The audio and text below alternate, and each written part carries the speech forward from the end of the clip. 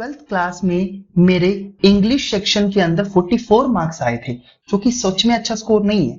Whereas CDS 2 2020 में मैंने English वाले पेपर के अंदर 80 मार्क्स स्कोर किए, जो कि सच में बहुत अच्छे मार्क्स थे। और एक चीज और बताना चाहता हूँ कि ये मार्क्स स्कोर करने के लिए ना तो मैंने कोई फालतू की बुक पढ़ी और ना ही मैंने कोई 120 या 30 घंटे प्लस का कोई कोर्स ही खरीदा था इंग्लिश वाले सेक्शन के लिए।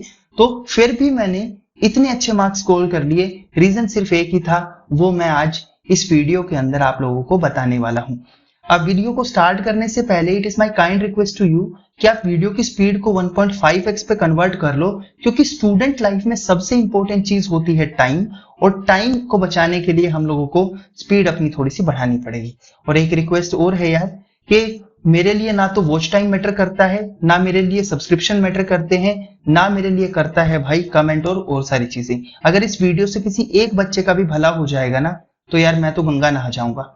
अब इस वीडियो के अंदर मैं आपको बताने वाला हूं कि इंग्लिश सेक्शन के एसोसिएशन में किस तरह से आपको क्वेश्चन अटेम्प्ट करने हैं, कितने राउंड्स में क्वेश्चन अटेम्प्ट करने हैं, कितने क्वेश्चन अटेम्प्ट करने हैं, कुछ सीक्रेट टिप्स जो मैंने अपनी इंग्लिश को इंप्रूव करने के लिए यूज करी, और साथ ही साथ में एक लाइव क्वेश्चन पेपर सॉल्व करके दिखा दूंगा, ताकि आप भी इसी टेक्निक से अगर क्वेश्चन पेपर को सॉल्व करोगे तो आपके मार्क्स खुद ब खुद बढ़ जाएंगे। तो ये भी ठीक है। सबसे पहला क्वेश्चन तो यही है, सबसे पहले आपको इंग्लिश वाले सेक्शन को अटेम्प्ट कैसे करना है। मुझे पता है आप लोगों को बहुत ज्यादा जल्दी है, बट मुझे भी जल्दी है, टेंशन मत लो। देखो, इंग्लिश वाले सेक्शन को अटेम्प्ट करने के लिए आपको ये जानना होगा कि ये सबसे पहला पेपर होगा जो कि 9 बजे शुरू होगा और 11 बजे तक ये पेपर होने वाला है। तो इसमें आपकी प्राइम जिम्मेदारी तो यही है कि आपको स्टार्ट बड़े अच्छे से करना है। अगर आप बहुत अच्छे से स्टार्ट कर लोगे, आपका है ना जितने भी आने वाले पेपर हैं, जैसे कि GS वाला पेपर है या मैथ्स वाला पेपर है, वो भी अच्छा हो जाएगा। If something starts well it ends well, ये याद रख लेना। तो अपने आप को आपको काम डाउन रखना है, कंपोज रखना है इस टाइम पीरियड के अंदर। तो पहली 5 मिनट के अंदर कभी भी क्वेश्चन नंबर 1 से पेपर मत चालू करो भाई। मैं बार बार बोल रहा हूं, मैंने GS को लेके भी एक वीडियो बनाई थी, उसमें भी आप ध्यान में रखना कि कैसे मेरे 65 मार्क्स आ गए थे GS के अंदर। तो उसको भी वीडियो को चेक कर सकते हो अगर आप अपने GS का स्कोर बढ़ाना चाहते हो। पहले 5 मिनट के अंदर सबसे पहले तो आपको क्वेश्चन पेपर को एक बेसिक रीडिंग करनी है। रीडिंग कैसे कि कौन कौन से सेक्शन इस बार नए आए हैं, और फ्लिपिंग करनी है आपको। इस वीडियो के अंत में टिप्स तो मैं बता ही दूंगा, और एक लाइव क्वेश्चन के फॉर्म में ये दोनों चीज मैं आपको करके अभी दिखाने वाला हूं। अब जो इंग्लिश का पेपर हो रहा है, पहले 5 मिनट में जब आप क्वेश्चन पेपर को रीड करना शुरू करते हो ना, तो आपकी जो टेंशन दिमाग में आएगी पेपर को देख के, वो एब्जॉर्ब हो जाएगी। और जब टेंशन एब्जॉर्ब होती है ना, देखो UPSC जो होता है वो हर बार कुछ ना कुछ सरप्राइज देने वाला है, और ये जो सरप्राइज होता है, इस सरप्राइज की वजह से या तो आपको पैनिक आएगा या फिर एंजाइटी होगी। और जब ये दोनों आते हैं ना, कॉन्फिडेंस जमीन में घुस जाता है और आप सिली मिस्टेक कमिट करते हो। सिर्फ रीड ढंग से ना कर पाने की वजह से अगर आपको कोई चीज आती भी है ना, तो भी उसको गलत कर बैठते हो और आपकी किडनी में हार्ट अटैक आ जाता है। क्यों? क्योंकि आपने आती हुई चीज भी गलत की है, और जब आती हुई चीज को गलत करोगे तो हमेशा क्या होगा, रिजेक्शन ही होता उस टाइम पे। तो अब पहले 5 मिनट के अंदर आपको क्या करना है, आपको मार्क कर देने हैं कि भाई कौन कौन से टॉपिक रिपीट हुए हैं। जैसे रीडिंग कॉम्प्रिहेंशन बार बार रिपीट होता है, सेंटेंस रीअरेंजमेंट रिपीट होता है, पैरा जंबल रिपीट होते हैं, क्लोज टेस्ट रिपीट होते हैं, सिनोनिम रिपीट होते हैं, एंटोनिम रिपीट होते हैं। तो ये जो रिपीटेड टॉपिक्स है ना, जो बार बार कंटिन्यूअसली रिपीट हो रहे हैं, सबसे पहले तो ये रिपीटेड टॉपिक्स को आप मार्क कर लो कि भाई मुझे ये गलत नहीं करनी, यहाँ पे कोई गलती नहीं करनी, इनके अंदर मुझे अच्छा परफॉर्म करना है। और जो सरप्राइज के फॉर्म में मेरे पास नॉन रिपीटेड टॉपिक्स आए, जैसे कि इस बार इस वाले पेपर में कुछ फॉरेन वर्ड्स आए थे, तो वो क्या है, नॉन रिपीटेड पेपर टॉपिक्स हैं जो इस बार आए हैं, शायद अगली बार ना आए, या उसके बाद अगली बार दोबारा ना देखने को मिले। तो ये याद रख लेना कि जो रिपीटेड टॉपिक्स होते हैं, इनके ऊपर आपका प्राइम फोकस होना चाहिए, तभी आप पेपर के अंदर अच्छा ठीक से परफॉर्म कर सकते हो। और ये कैसे करना है, ये भी मैं लाइव पेपर सॉल्व करके आपको सिखाऊंगा।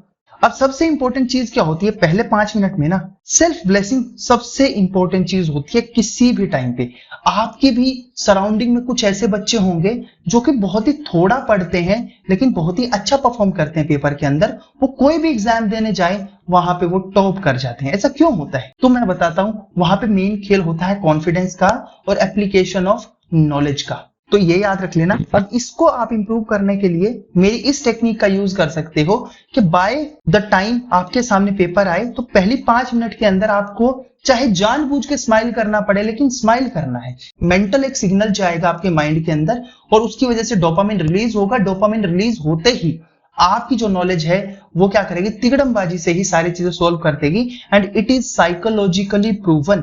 बहुत ही ज्यादा इसके ऊपर थीसिस एंड रिसर्च लिखी है लोगों ने, तो आप एक बार जाके उसको भी पढ़ सकते हैं। जस्ट एक स्माइल से आपके बहुत सारी सिचुएशंस की हल हो जाएंगी और कंपोज रहने की वजह से आपको एक बेटर सॉल्यूशन मिल जाएगा। वेयरएज पहली 5 मिनट में खुद से बात करते रहो। जब आप खुद से बात करते हैं ना, तो अगर आप कुछ गलत भी सोच रहे हैं तो फिल्टर होके आपके पास में ही आता रहता है और गलत थॉट फिर आप उसको फिल्टर करके राइट डायरेक्शन की तरफ जाना शुरू कर देते हैं। और जो अगर गलत बात आपने सोची भी है ना, तो फिल्टर आउट होके वो आप कैंसिल कर लेते हो। तो इसलिए खुद से बात किया करो कि भाई मैं कर लूंगा, भाई इस क्वेश्चन में ऐसा करना है, अच्छा मैं कर लूंगा यार। तो ये चीज बार बार आपको करते रहनी है। जब ऑर्डर डिसाइडिंग की बात आती है, पेपर को कभी भी क्वेश्चन नंबर 1 से मत सोल्व करो या क्वेश्चन नंबर 5 से मत सोल्व करो, उससे कुछ नहीं होने वाला।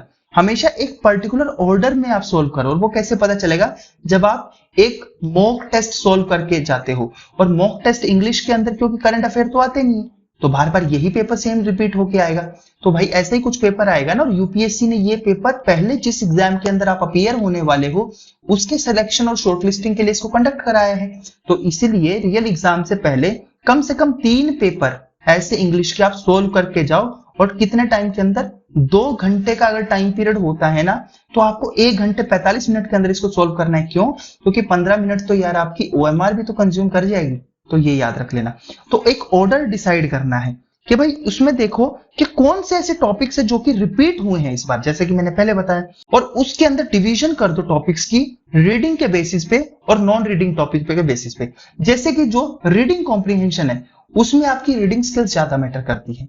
जैसे कि सेंटेंस रीअरेंजमेंट है उसमें आपकी रीडिंग स्किल्स ज्यादा मैटर करती है। जैसे कि पैरा जंबल्स हैं उसमें आपकी रीडिंग स्किल्स ज्यादा मैटर करती है। जैसे कि एक टॉपिक आता है जिसको आप बोलते हो क्लोज टेस्ट, उसमें आपकी रीडिंग स्किल्स ज्यादा मैटर करती है। तो जिन टॉपिक्स के अंदर आपकी रीडिंग स्किल्स ज्यादा मैटर करती है वो तो हो गए रीडिंग बेस्ड टॉपिक। और नॉन रीडिंग बेस्ड टॉपिक कौन से हो गए? जैसे कि सपोर्टिंग एरर्स हो गया, जैसे कि जो फॉरेन वर्ड्स वाले टॉपिक्स थे वो हो गए। तो ऐसे वर्ड्स कौन से होते हैं उनको नॉन रीडिंग वाली कैटेगरी में आप डाल सकते हो। तो हमेशा ध्यान रखना कि कोई भी अगर मान लो 10-10 क्वेश्चन के सेट में पेपर डिवाइडेड है कि हर टॉपिक से 10 क्वेश्चन आ रहे हैं, तो याद रखना, इस चीज को ध्यान से याद रखना कि कभी भी रीडिंग और नॉन रीडिंग के 2 सेक्शन कंटिन्यूसली सॉल्व नहीं करने। क्यों? जैसे आरसी का एक पैराग्राफ आपने सॉल्व कर लिया तो उसके बाद नॉन रीडिंग में एंटोनिम और सिनोनिम्स क्या ऊपर आप जा सकते हो, उसे फायदा क्या होगा? ये साइकोलॉजिकली प्रूवन है कि हमारा माइंड है ना, जब आप बहुत देर तक चीजें रीड करते रहते हो ना, तो थोड़े टाइम के लिए उसको कूलिंग पीरियड चाहिए होता है, नहीं तो दिमाग के अंदर ज्यादा चीजें जानी बंद हो जाती हैं।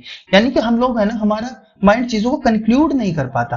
तो ये याद रख लेना कि कभी भी अगर आप रीडिंग स्किल्स के 2 टॉपिक को इकट्ठा सॉल्व करोगे ना, तो ऐसा होगा ना, शायद आपके साथ भी हुआ होगा कि आप चीज पढ़ रहे हो लेकिन आपके दिमाग में नहीं जा रही, बस एक रीड हो रहा है लेकिन रीडिंग बिटवीन द लाइंस नहीं हो रहा, उस चीज का आप कंक्लूजन नहीं निकाल पा रहे और क्वेश्चन भी नहीं सॉल्व कर पा रहे। तो इसलिए साइकोलॉजिकली ये प्रूवन है, रीडिंग जो टॉपिक हैं और नॉन रीडिंग वाले टॉपिक हैं उनको कभी भी साथ में मत करना।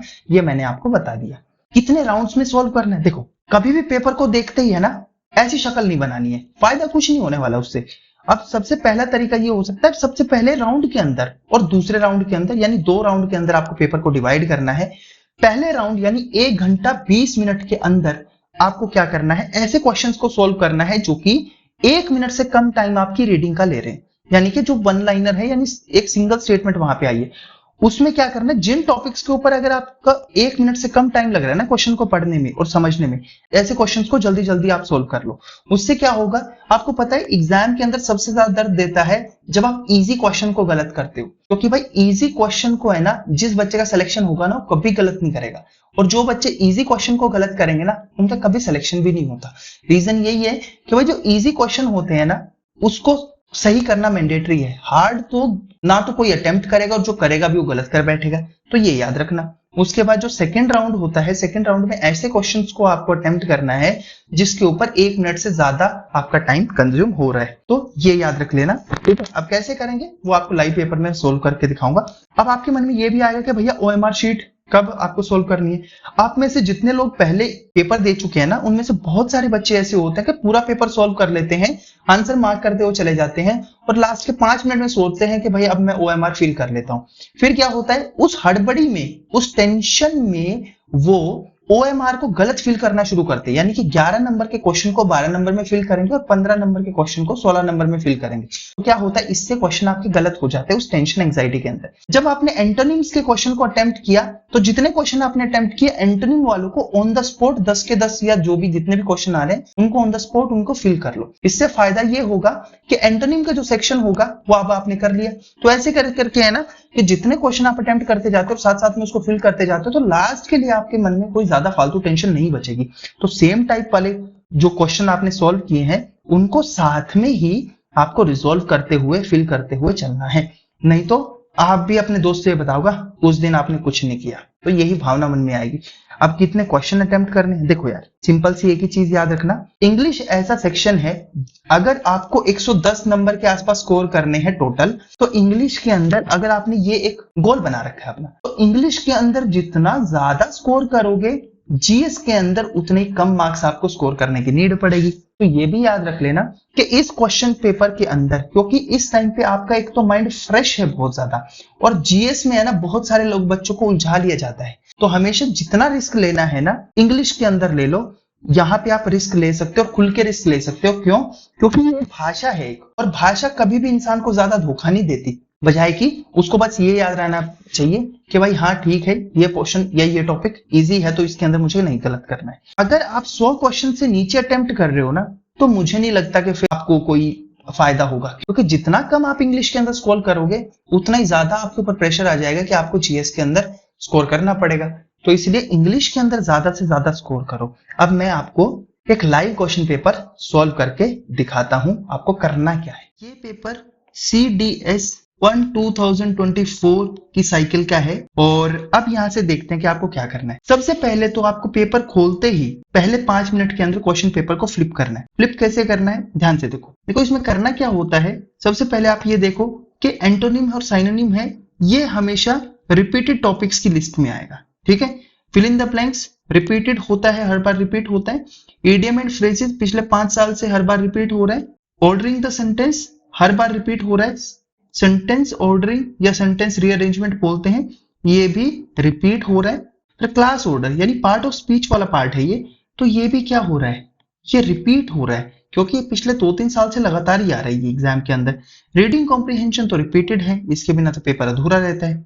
इसके बाद में आता है प्रेपोजिशन और डिटर्मिनर्स, यानी अगर आपने पार्ट ऑफ स्पीच पढ़ा है तो ये भी कहीं ना किसी तौर पर रिपीटेड वाला ही पार्ट है। स्पोर्टिंग एरर रिपीटेड है, इसके बिना तो एग्जाम अधूरा रहेगा। सिनोनिम एंटोनिम रिपीटर है। को रिलेटिंग सेंटेंसेस हैं, ये मुझे कुछ नया लग रहा है तो मैं इसको नॉन रिपीटिंग बोल दूंगा। यूसेज ऑफ पेयर वर्ड, तो ये होमोफोन्स आते थे पहले, तो अगर वैसे ही कुछ नजर आ रहा है हमें तो इसमें मैं क्या बोल सकता हूं कि ये भी थोड़ा सा नॉन रिपीटेड है। Matching the list non repeated है, इस बार कुछ नया है। और वेयर एज जब बात आती है बोरोव्ड वर्ड्स की, तो ये भी कुछ नॉन रिपीटेड टाइप से ही लग रहा है मुझे, ठीक है।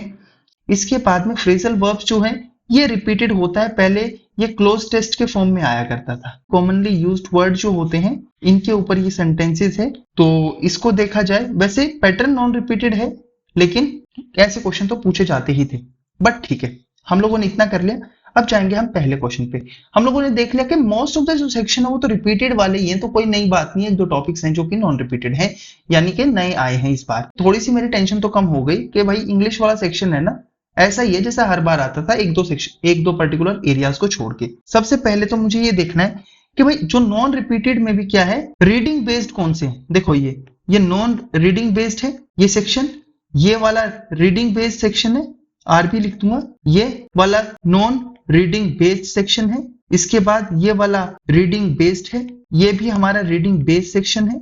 इसके बाद जो सेक्शन आएगा ये भी नॉन रीडिंग बेस्ड है, क्योंकि आपको इसमें रीडिंग स्किल्स आप लोगों को लगाने की जरूरत ही नहीं है। इसके लिए आपको रूल्स पता होने चाहिए जो नॉन रीडिंग वाला होता है, या उसके बारे में पता होना चाहिए। ये भी क्या है, रीडिंग स्किल बेस्ड है, रीडिंग कॉम्प्रिहेंशन। वैसे तो इसको नॉन रीडिंग बेस्ड की कैटेगरी में डाल सकते हैं हम लोग, लेकिन थोड़ा सा रीडिंग से भी ये चीजें सॉल्व हो सकती है। स्पोर्टिंग एरर नॉन रीडिंग है भाई, ये भी याद रखना। सिनोनिम एंटोनिम नॉन रीडिंग है। इसके बाद में कोरिलेटिंग सेंटेंसेस, ये भी कैसा है, ये थोड़ा न्यू टॉपिक है तो इसको हम लोग छोड़ देते हैं अभी के लिए। अब सबसे पहले आगे वाले सेक्शन में जाएंगे। सबसे पहले ऐसे क्वेश्चन को अटेम्प्ट करो क्योंकि माइंड फ्रेश होगा, जो कि आपको रीडिंग बेस्ड लगे। जैसे कि इस वाले ऑर्डरिंग द सेंटेंसेस को देखो ध्यान से, ये रीडिंग बेस्ड वाला सब्जेक्ट है।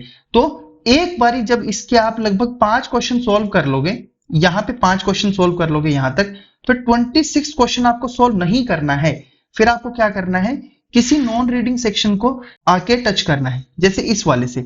अब ये नॉन रीडिंग वाला सेक्शन है तो यहां से क्या करना है, दोबारा से इसके 5 क्वेश्चन आप सोल्व कर लो। फिर यहां से आने के बाद दोबारा से जाना है 26 के ऊपर, 26 से लेके और फिर 30 तक आपको क्वेश्चन सोल्व करने हैं। टोटल कितने, 15 क्वेश्चन आपके सोल्व हो गए। यानी कि एक रीडिंग स्किल बेस्ड वाला क्वेश्चन का सेट आपको सोल्व करना है, उसके 5 क्वेश्चन और फिर दोबारा से नॉन रीडिंग के 5 क्वेश्चन। ये साइकोलॉजिकली प्रूवन है कि जब आप ज्यादा रीड करते हो ना, तो हमारा टाइम जो माइंड होता है एक वक्त के बाद लाइंस के दिए गए कंक्लूजन को समझ नहीं पाता लॉजिकली उसको। तो इसी वजह से हमें क्या करना है, एक कूलिंग पीरियड देने की जरूरत है। तो इसलिए क्या करो, 5 रीडिंग बेस्ड, 5 नॉन रीडिंग, फिर 5 रीडिंग, फिर 5 नॉन रीडिंग। उससे क्या होगा, आपका माइंड कूल होता रहेगा।